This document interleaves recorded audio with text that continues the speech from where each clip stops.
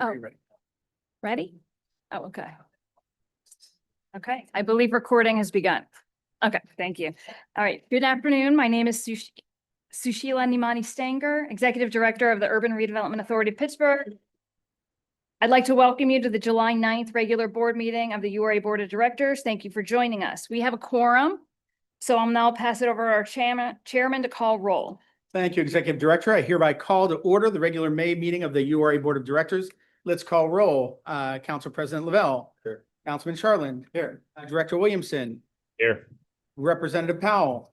And me, I'm Yaron Zober. That makes a full house. We're 5 of 5. Let the record reflect that all board members are present and accounted for. Next, we'll move into the approval of the regular URA Board meeting minutes from June 11th, 2026. Can I get a motion? To approve. Can I get a second? All in favor? Aye. Aye. The motion passes. Let's turn this over to the Executive Director. Thank you, Chairman. Now we'll move into the public comment portion of our meeting, and I'll turn it over to Director Murray. Good afternoon. Yeah, thank you. Members of the public have the opportunity to provide comment on URA Board of Directors agenda items in person, virtually, or in writing. Registration for online commenters is required in advance. Written comments received prior to the board meeting will become part of the public minutes and meeting record. We did not receive any written public comments this month. Our first registered virtual public commenter is Conrad Sloan. Conrad, are you on? Yes, I am on. Great, thanks, Conrad. Thank you, guys. I appreciate the taking the time to hear me out today. I just want to speak on a proposed investment. The property at 604 Liberty Avenue. I'm sorry, the OMI building at 2608 Penn Avenue. I am part of the dog pen community, which is the next door neighbor to that property. And they have put a proposal, I believe, in an RFP for that property, and it was denied. In the community, the Strip District community, we love that neighborhood. We love that business. We would definitely like for you guys to reconsider that proposal, that RFP, versus having more apartments in the Strip District, more condos. We need more areas for the community to be involved versus condos and apartments. That's it.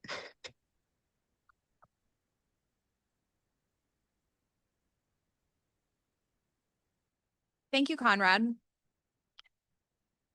Anything else, Conrad, before we move on to our next commenter? No. Right, well, we appreciate your participation and comments. Thank you. Our second registered public comment is from Megan Hammond of Fair Housing Pittsburgh. Megan? Good morning, URA Board. My name is Megan Hammond. I'm the Executive Director of the Fair Housing Partnership of Greater Pittsburgh.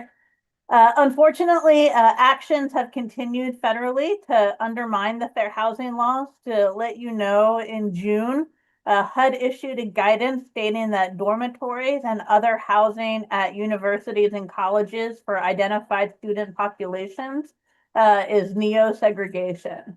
An example raised in the guidance was the Malcolm X House at Wesleyan University, which was created in the 1960s directly in response to the difficulties that the first Black students were experiencing after they were permitted to attend the university because racial segregation in education had been made illegal.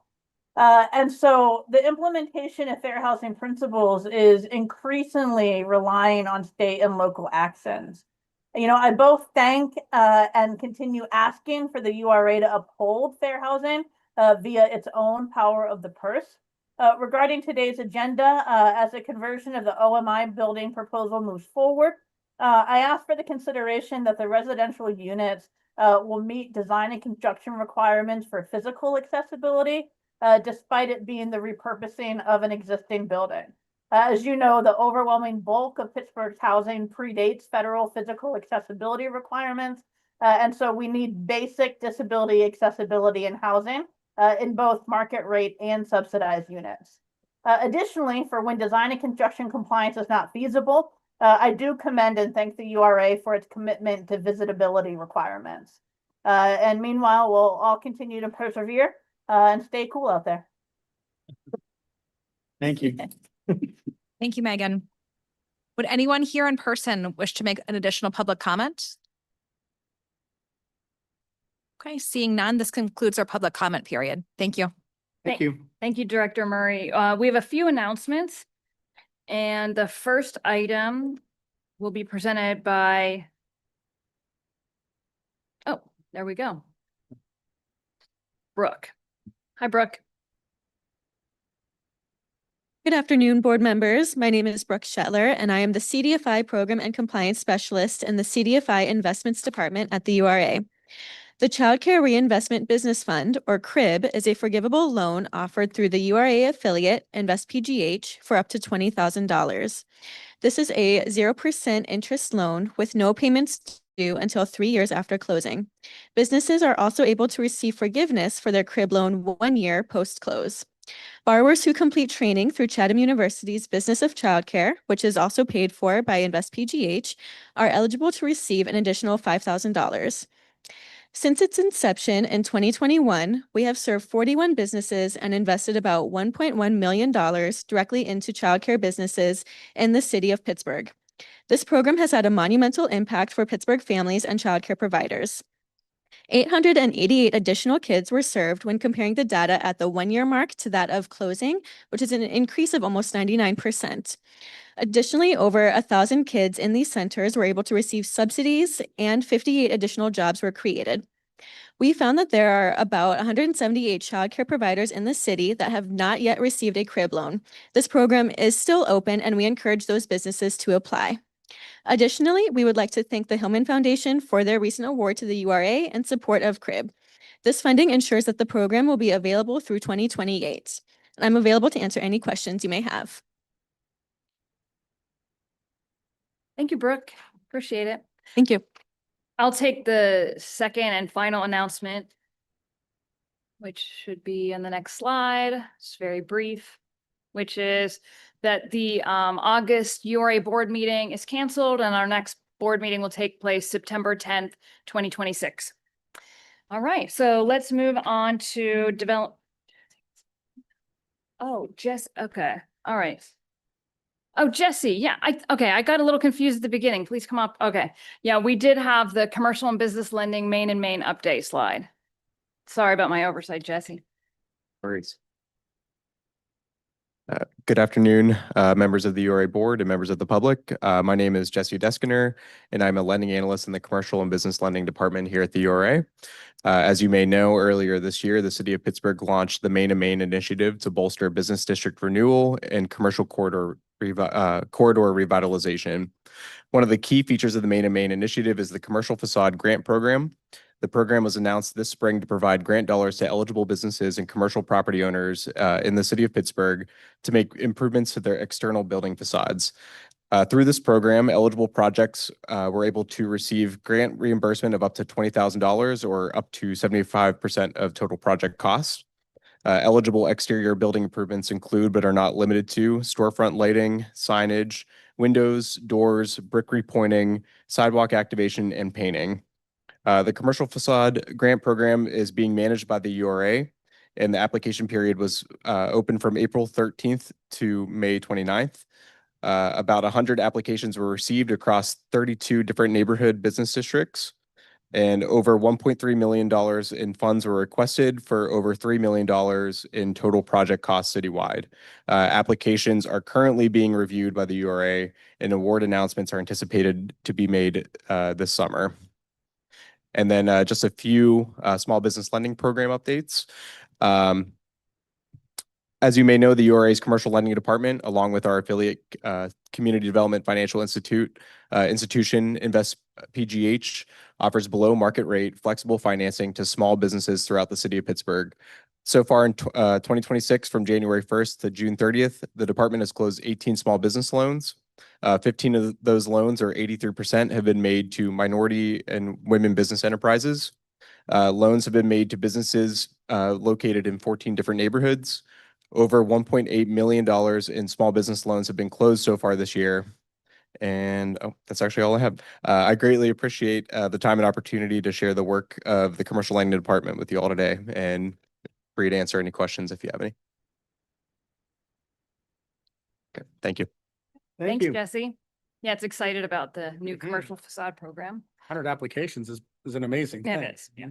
Make a difference. All right, so I think that wraps up our announcements, and then moving on to the main agenda, we'll start with development services. And for the first development services item, Gordon Hall will be coming up to talk about the LMI building.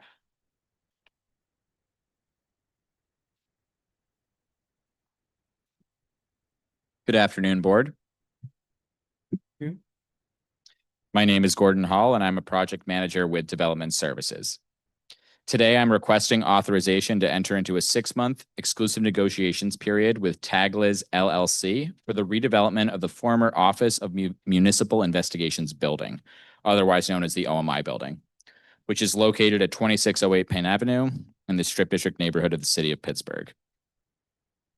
In March, the URA, in partnership with the city, released a request for proposals for the redevelopment of the OMI building and one adjacent parcel.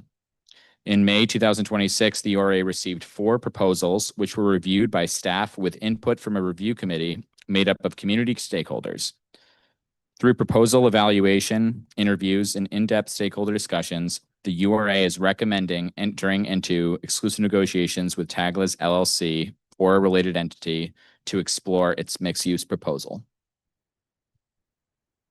The mixed-use proposal includes 10 residential units and 2 ground floor commercial spaces with a potential parklet that would serve the commercial spaces facing 26th Street. The proposal would utilize the existing structure, preserve the facade of the building, and create a 3rd-story addition, which would house 4 residential units. Preliminary total development costs are projected to be approximately $4.3 million. The redevelopment team is made up of Yang Zhang, Brad Groff, and Lu Zhu. The city-owned OMI building holds a prominent location in the Strip District neighborhood at the corner of Penn Avenue and 26th Street. The review committee, made up of URA staff, Department of City Planning, Council District 1, and Strip District neighbors, the local RCO, reviewed the proposals with a focus on developer capacity, project feasibility, and efficiency. Based on our analysis, we are confident in this development team's ability to deliver their proposed project and to convey this property for the first time into private hands and onto the tax rolls. Today's action is the first step of 4 in the URA's disposition process. During this 6-month period, the development team will conduct due diligence on the structural integrity of the building and the project's feasibility while working to solidify the project's capital stack. We hope to be revisiting this board for the acceptance of the proposal and disposition contract, which is the next step in our disposition process, in months to come. With that, Yang Zhang, the lead developer on this project, is joining us today in person. I will allow him to say a few words, and then we can take questions. Thank you.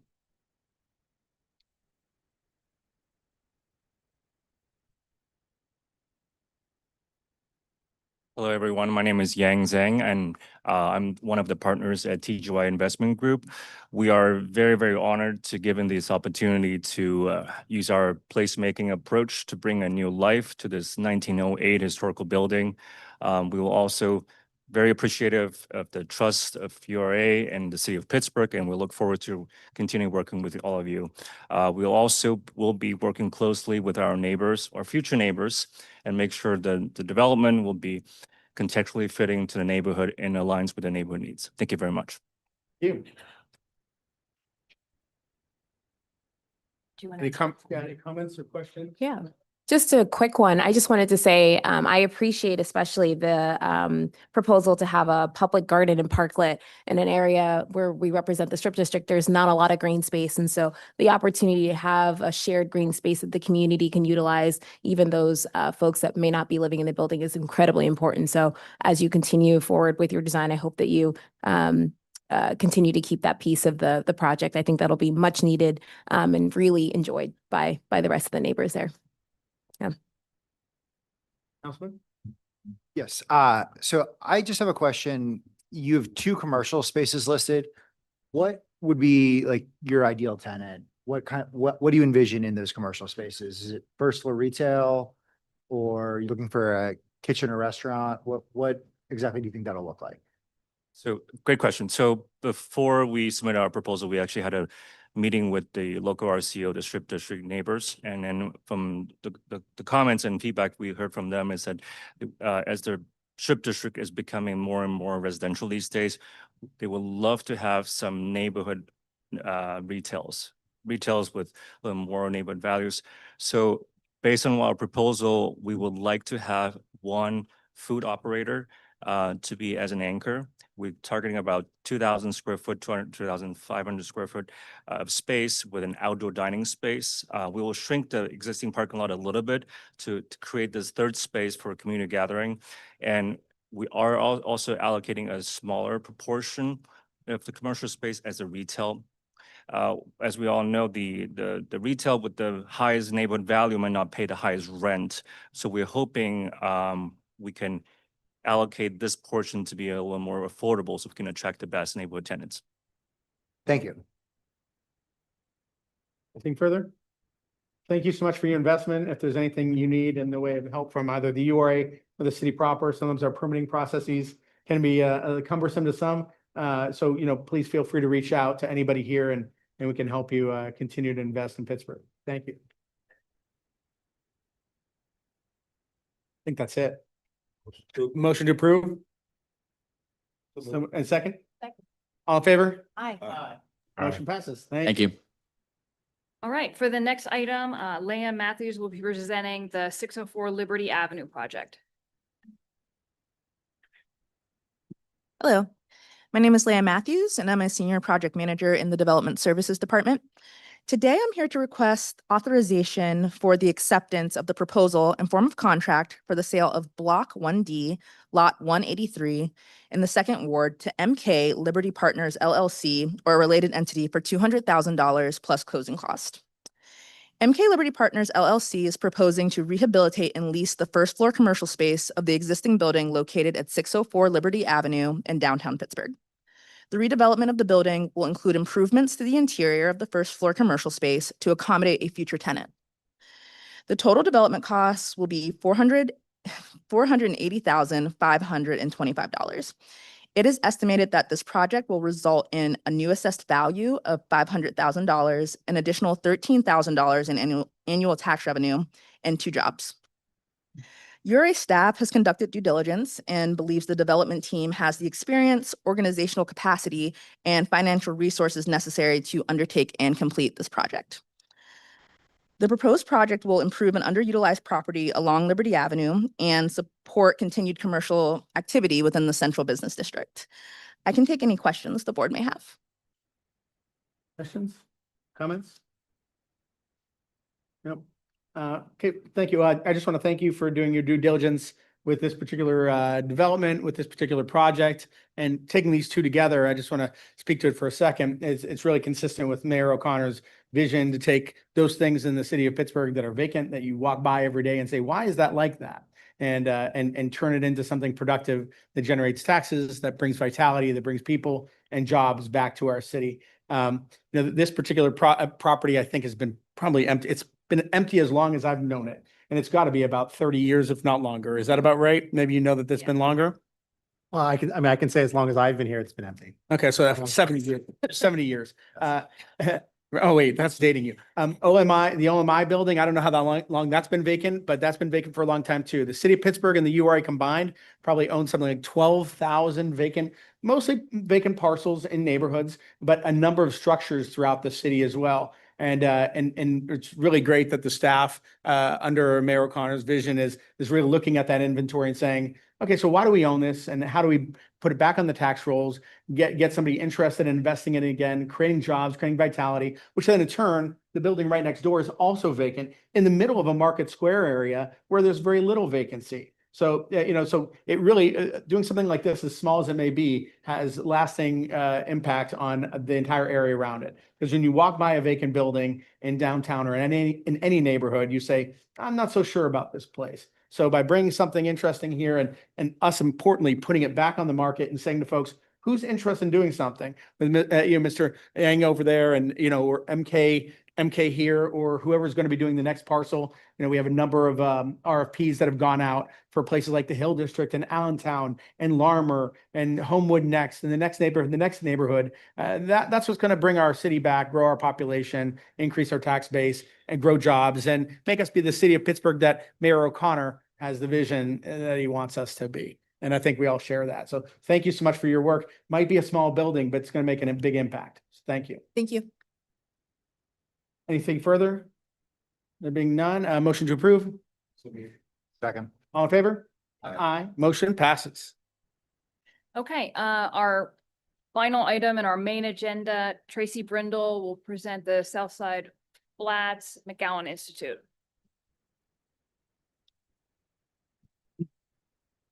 Good afternoon. I'm Tracy Brindle from URA Real Estate. In the early 2000s, the University of Pittsburgh completed construction of the building which houses its McGowan Institute for Regenerative Medicine in the South Side Works. The McGowan Institute did not have parking on site and relied on a leased surface lot and neighboring property. That was eliminated in 2019 with the construction of Connection at Southside Apartment Complex. And since then, no adjacent parking has been available for McGowan Institute staff, faculty, or visitors. To address this need, the university proposes to build a 13-space surface parking lot on its property located on the northwest side of the McGowan Institute. The proposed lot would include 12 standard parking spaces, 1 ADA compliant space, and bike racks for up to 6 bicycles. The lot is intended for short-term use only by McGowan Institute staff, faculty, and visitors. Full-time staff are expected to continue using area public parking facilities around the neighborhood there. The July 2000 deed to the University of Pittsburgh includes a 30-year covenant prohibiting changes in the improvements without URA's written approval. So we are requesting authorization for this proposed change. Access from East Carson Street to the new McGowan lot will require travel across URA-owned parcel block 29N, lot 507, with construction of a curb cut and driveway on that parcel. We are also requesting authorization to convey block 29N, lot 507 by a quick claim deed to the University of Pittsburgh of the Commonwealth System of Higher Education or a related entity for $5,000 plus costs. Thank you. Thank you. Any questions, comments? There being none, motion to approve? Second. All in favor? Aye, that motion passes. Okay. Thank you very much. Sorry. This takes us to the consent agenda, which we will put up on the screen. Motion to adopt the consent agenda in its entirety. Second. Second. All in favor? Aye. Aye, that motion passes. If I throw my voice, if I do it like that. Want to adjourn? Is that it? Yep. Okay, if there are no other comments, questions, concerns, can I get a motion to adjourn? So moved. And second, all in favor? Aye, motion passes. We are adjourned. All right, see you in September.